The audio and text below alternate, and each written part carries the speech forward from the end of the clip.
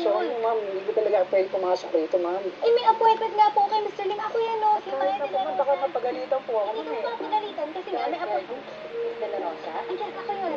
Yes, please step inside. Mr. Lim is waiting for you. Sabi sa'yo eh. Ay, baby!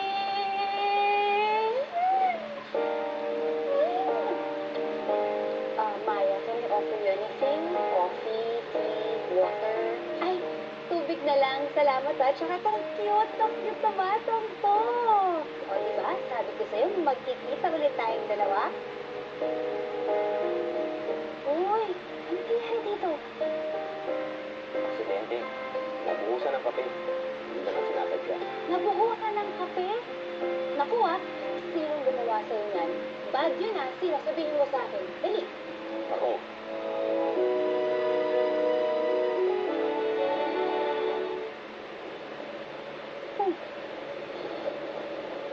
Ay, open na baby. Hindi kaya nga ng powers ko.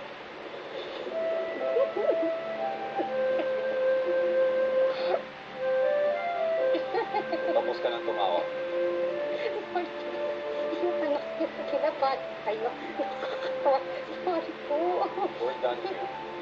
Ay, sir, sandali. Ready na ako sa meeting.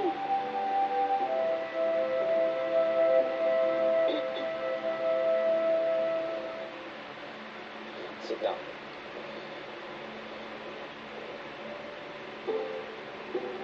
Hindi pa ba tapos yan? Naku. Sorry po, sir. Ano po ba yung pag-uusapan natin? Offering you a job, Miss De La Rosa. Sir, hindi na po ba kayo ganun sa akin? Pasensya na po kayo kung... Let's not talk about it. Let's talk about my offer. Ako, sir, maraming salamat po. Hulog po kayo ng langit. Ay, nabasa ko po sa internet, ha, na nagsusupply kayo ng parts ng aeroplano. Sigurado ako marami po kayong contact sa airlines. Tapos balang araw, marirefer niyo ako. Tapos patutupad na yung pangarap ko maging flight stewardess. I'm sorry. Flight stewardess po. Yan nasa aeroplano po? Alam ko trabaho nila. Hindi sila janitress. Grabe naman po kayo kung maliit, sir. Graduate ka. Hindi po. May experience ka. Wala po. Hindi ka matatanggap.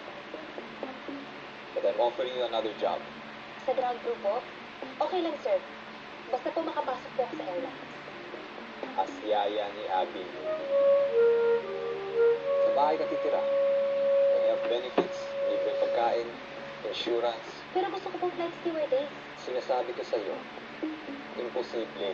Walang imposible, sir. Ba't hindi mo nalang tanggapin yung alok ko? Eh, sir. Dodoblein ko sahod ko. Doble? May Christmas bonus. Bonus? May driver para sa inyo ni Abby. Driver?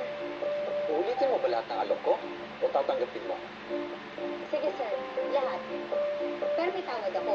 Kung tungkol pa rin to sa Wala ako pagiging ng 2 taon sa kolehiyo. Tulungan mo akong makatapos. Kahit wala na yung benefits na yan, tatanggapin ko. Basta matapos ko yung kurso ko para mas may chance ako maging flight stewardess.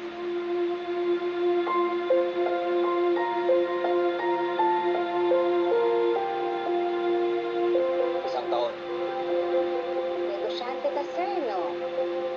2 taon.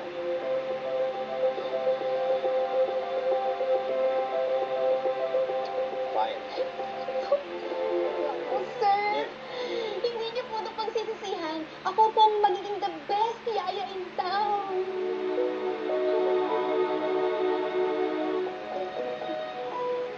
Sunduin ka ng driver bukas. Okay.